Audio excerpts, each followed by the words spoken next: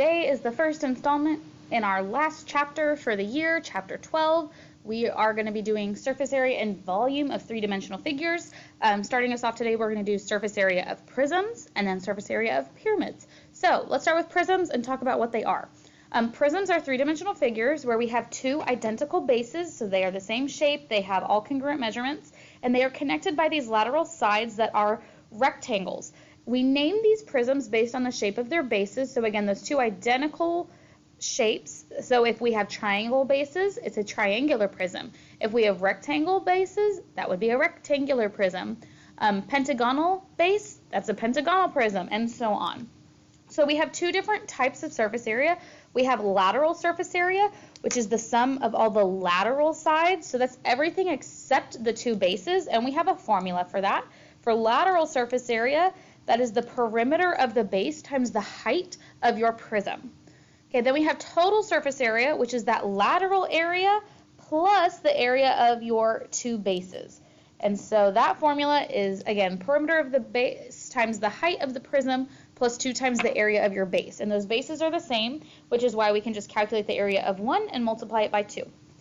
And then one more quick vocabulary term to consider is that a right prism is a prism where the lateral edges and the base are perpendicular. It does not mean you have right angles in your base. It just means that these sides, your bases and your lateral rectangles, meet at right angles. So let's jump into some problems. Here on number 1, we want to find the lateral and total surface area of the right triangular prism shown. So again, that right triangular prism does not mean I have a right triangle. It means that my bases and these rectangular lateral sides are perpendicular to each other. So let's find the lateral surface area first. So that formula, again, is perimeter times height. So I need to find the perimeter of my base. My base is this triangle here, so that perimeter is going to be 13 plus 14 plus this third side. And again, because these bases are the same, if this side is 15 on my other base, it's also 15 on the front base. So 13 plus 15 plus 14 gives me a perimeter of 42. And then the height of my prism, not the height of my base, is 20. So that height of your prism is how far apart the bases are from each other. So 42 and 20, that's going to give me a lateral surface area of 840. Now, if I want to find the total surface area, I'm going to take that lateral area that I just found and then add 2 times the area of the base. Now, my base here is a triangle, which means I find that area by taking 1/2 base of your triangle times the height of your triangle. So my base in this triangle is 14 and my height is 12, giving me an area of the base being 84. So my total surface area is the lateral plus 2 times 84, meaning my total surface area is 1008.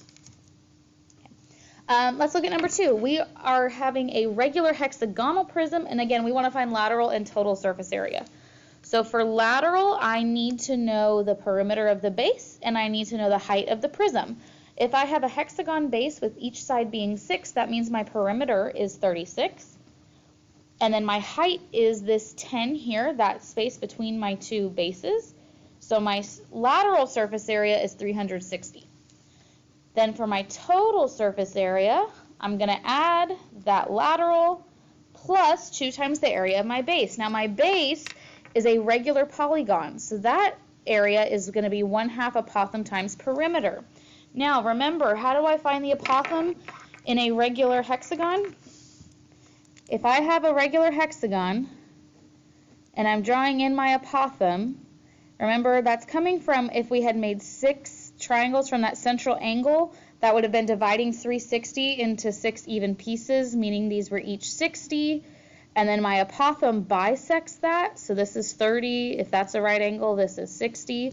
So I have a 30, 60, 90 triangle. If the whole side is 6, the apothem bisects it into 3. So my side opposite the 30-degree angle is 3, meaning the side opposite the 60 is 3 square root of 3, and that is my apothem. So quick review from regular polygons. So that's going to be 1/2 the apothem times the perimeter, which we already know to be 36. So the area of my base is 54 square root of 3. So for my total surface area, I'm taking that lateral number 360 plus 2 times the area of the base, meaning my total surface area is going to be 360 plus 108 square roots of 3. Okay?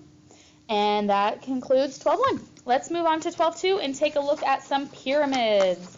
Now pyramids, again, we name them based on the shape of their base, and these have one base and then triangular sides for the lateral sides that come together at one point. So if your base is a triangle, you have a triangular pyramid. Base is a rectangle or square, rectangular square pyramid. Pentagon base, pentagonal, hexagonal, etc. And then when we have a regular pyramid, that means that our base is a regular polygon, so all the sides are the same, and that means that our lateral sides, all those triangles, become isosceles triangles. So what are the formulas? So for lateral surface area of a pyramid, that is 1/2 perimeter times L, which is our slant height. Now review from when we did Pythagorean theorem in 3D figures. Your slant height is from your tip and then it comes down perpendicular to one of the sides. So it cuts through one of your lateral faces. This is L, your slant height. It's not the altitude and it's not the lateral edge, okay? The slant height goes through one of your faces. And then our total surface area is going to be that lateral plus the area of your base. And we only have one base in a pyramid. So lateral total. Let's practice. Here on number 1, let's find the lateral and total surface area for this regular pyramid shown. That means that my base is a regular polygon. If it's 4-sided, that means it's a square.